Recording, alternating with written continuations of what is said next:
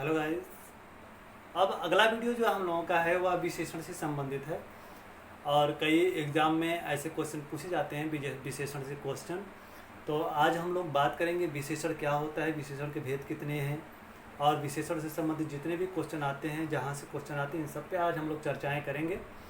तो सबसे पहले हम आज बात करेंगे विशेषण के बारे में। विशेषण होता क्या है इसके बारे में बात करेंगे हम लोग। और इसके पहले हमने क्रिया से संबंधित वीडियो डाला और आपके कमेंट भी आए हमारे पास। अगर हमारे वीडियो आपको अच्छे लगे तो आप ज़रूर इसे सब्सक्राइब करिएगा।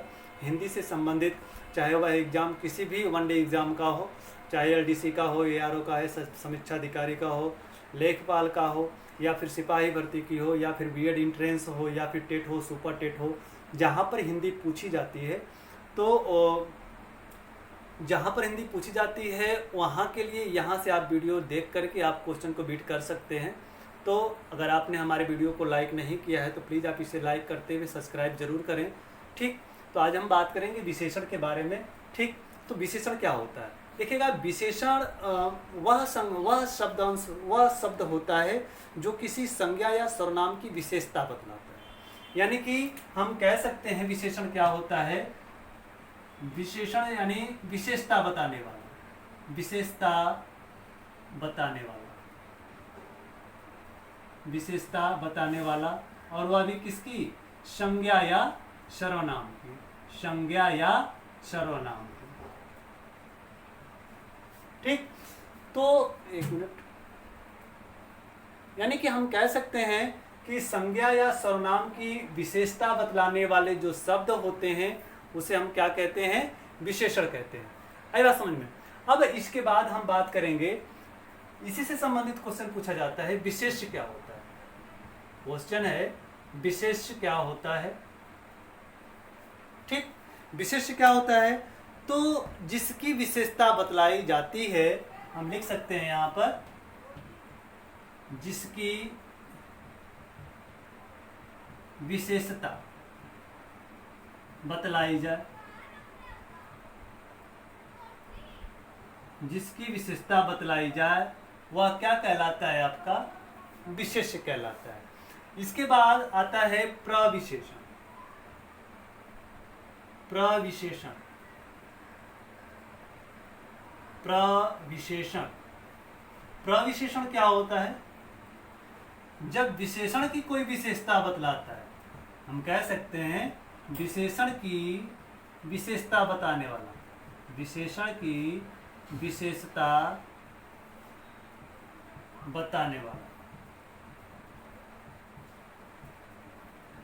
ठीक, क्या कहेंगे उसे? प्रविशेषण कहेंगे। एक बार और समझ लेते हैं इसको। विशेषण क्या होता है?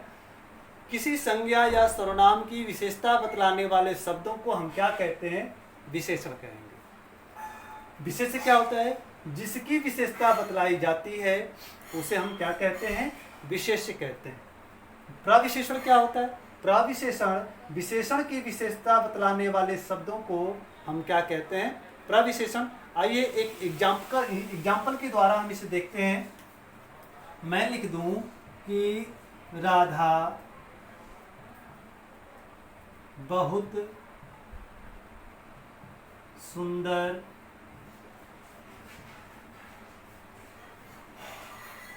राधा बहुत सुंदर है। और क्वेश्चन इसमें पूछेगा कि इसमें विशेषण क्या है।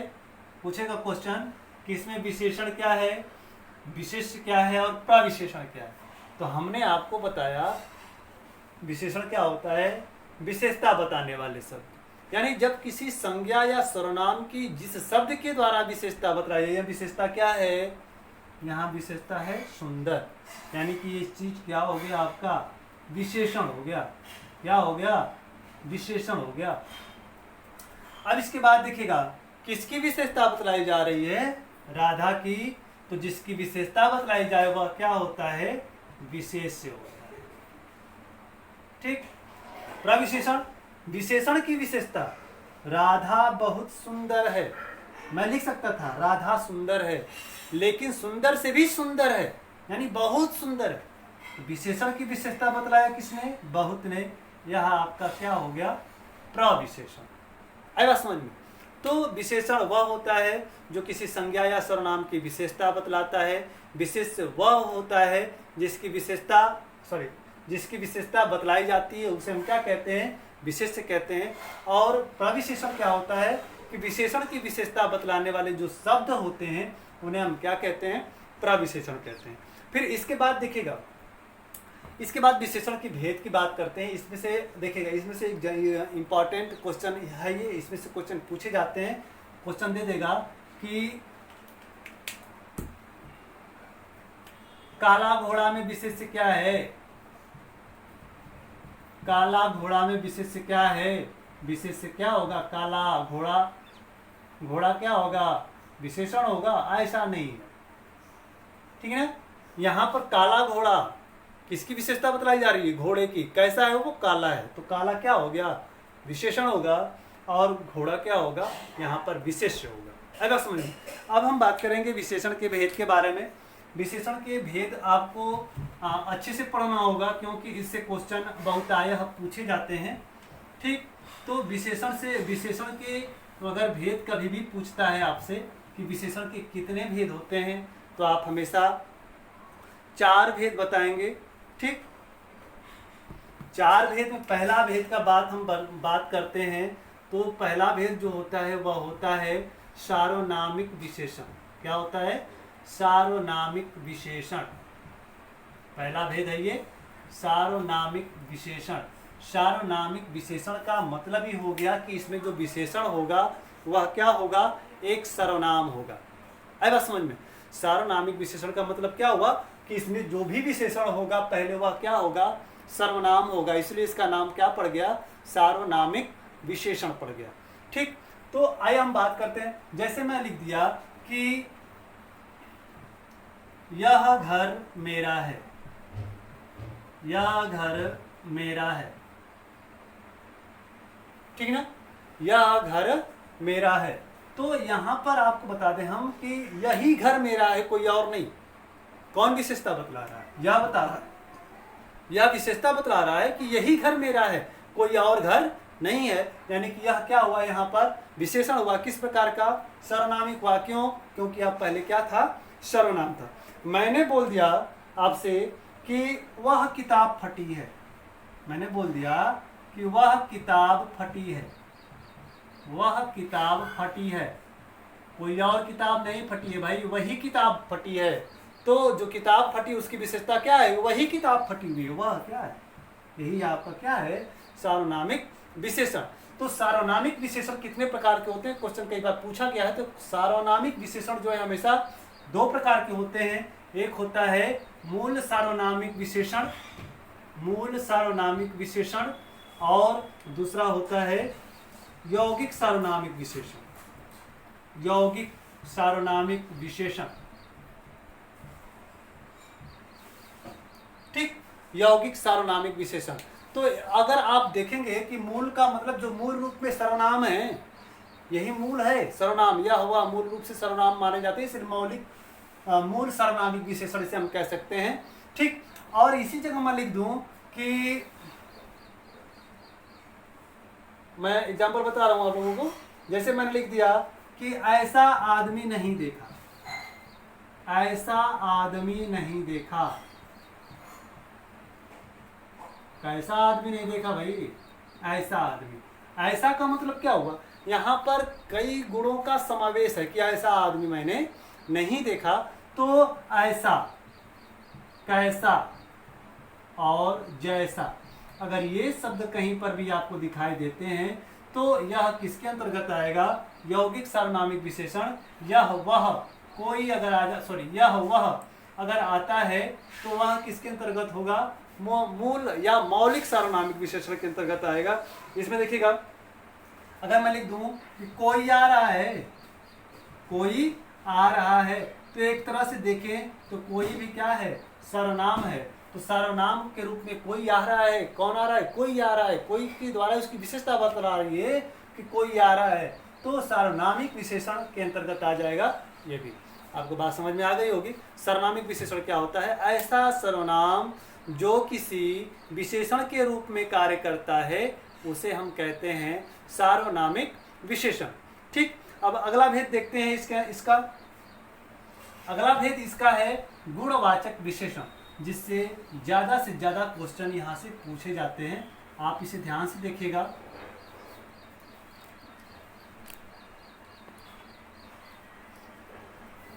आप इसे ध्यान से देखिएगा, सार्वनामिक विशेषण। इसके बाद देखिएगा गुणवाचक विशेषण। दूसरा आपका है गुणवाचक विशेषण। गुणवाचक विशेषण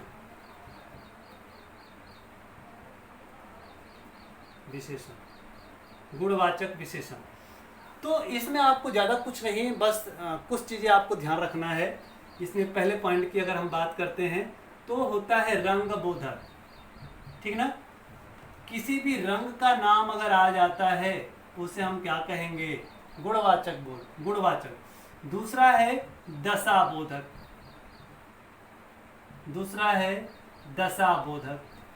तीसरा है आकार बोधक।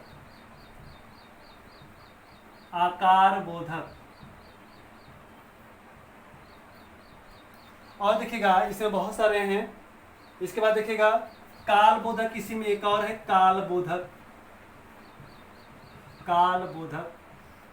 यानी कि इन सभी स्थितियों को अगर कोई शब्द बोध कराता है तो वहां पर क्या होगा? गुणवाचक संज्ञा। अगर रंग की बात करें तो इसमें आपका काला, नीला, पीला, हरा, ये सब आ जाएंगे।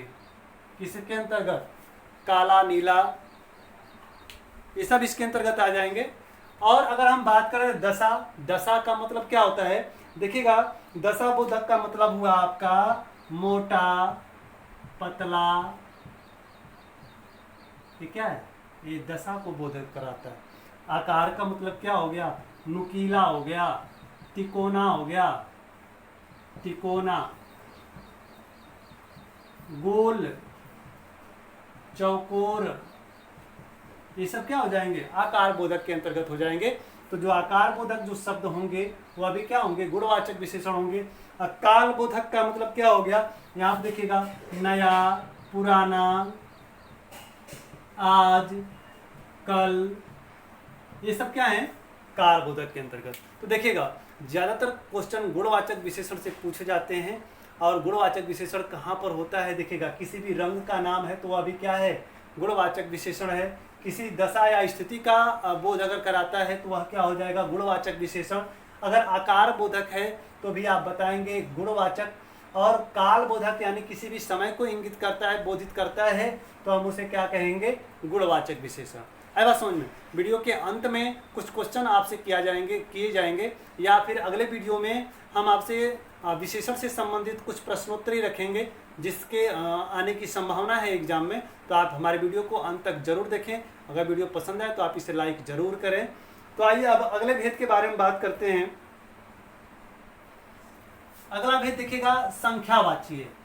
अगला भेद जो है आपका संख्यावाची विशेषण है। विशेषण के हमेशा आप भेद अगर पूछा जाता है तो आप 4 ही भेद बताएंगे। ठीक, देखिएगा संख्यावाची विशेषण। बात करें हम संख्यावाची की तो संख्यावाची में 2 हो जाते हैं। एक हो जाता है निश्चितवाचक। क्या होता है? निश्चितवाचक। और दूसरा होता है अनिश्चितवाचक। और देखिए संख्या की बात है, जहां पर संख्या निश्चित हो वहां पर निश्चितवाचक, जहां पर संख्या निश्चित ना हो वहां पर अनिश्चितवाचक। जैसे मैंने लिख दिया कि निश्चितवाचक संख्या में देखिएगा, मैंने लिख दिया कि 4 आदमी जा रहे हैं। तो यहाँ पर आदमी की विशेषता क्या है कि वह कितने हैं? 4 है। यहाँ पर संख्या क्या है? निश्चित है तो निश्चितवाचक संख्यावाची सर्वनाम हो जाएगा। ठीक, और इसी तरह से संख्या कहीं पर भी संख्या अगर आ जाता है तो वहाँ पर हो जाएगा। जैसे 10 लड़के खेल रहे हैं, 20 आदमी जा रहे हैं, ठीक ना, 4 मकान गिर गए, तो ये सब क्या है? निश्चित संख्यावाची विशेषण। यदि अनिश्चितवाचक की बात कर दें तो मैं बोल दूं कि कोई आ रहा है, कोई जा रहा है, या मैं लिख दूं कि कई लोग आ रहे हैं, कई लोग आ रहे हैं। तो इसका मतलब क्या हुआ, कोई का मतलब क्या हुआ, इसमें संख्या निश्चित नहीं है। और देखिएगा यहां पर कुछ भी होता है, कुछ लोग नदी में गिर गए, नदी में गिर गए, कुछ लोग नदी में गिर गए। तो आप यहाँ देख रहे हैं कि कोई शब्द, कई शब्द और कुछ लोग, यहाँ पर संख्या निश्चित नहीं है। तो हम कह सकते हैं कि यह जो एग्जाम्पल है किसका है, अनिश्चितवाचक संख्यावाची विशेषण। देखिए तीसरा जो भेद है वो आपका होता है परिमाण बोधक। तो परिमाण बोधक में भी दो भेद हो जाते हैं। एक आपका होता है निश्चित परिमाण बोधक, निश्चित परिमाण बोधक, और दूसरा होता है अनिश्चित परिमाण बोधक, अनिश्चित परिमाण बोधक। देखिएगा इसमें अब हमें ध्यान देना है, देखिएगा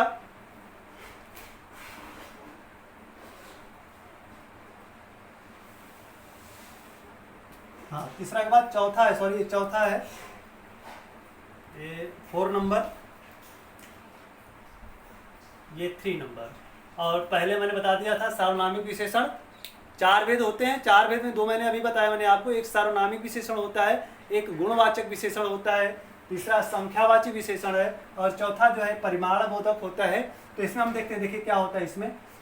परिमाण का मतलब ही क्या होता है, माप होता है। यानी कि जब हम किसी वस्तु को हम माप के द्वारा जानते हैं और माप के द्वारा उसकी संख्या निश्चित अगर होती है तो परिमाणवाचक। जैसे मैं लिख दूं कि 2 लीटर दूध, मैंने लिख दिया 2 लीटर दूध, 2 लीटर दूध।